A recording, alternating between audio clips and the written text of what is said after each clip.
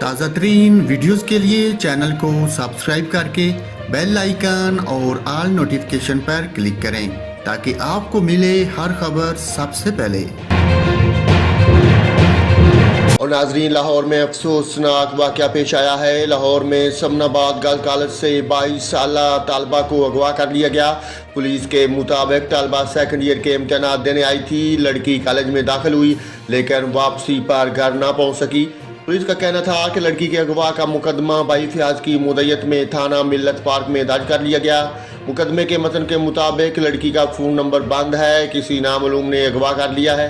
ادھر کالج انتظامیہ کا کہنا ہے کہ لڑکی کالج آئی اور واپسی رش میں نکلی ہے۔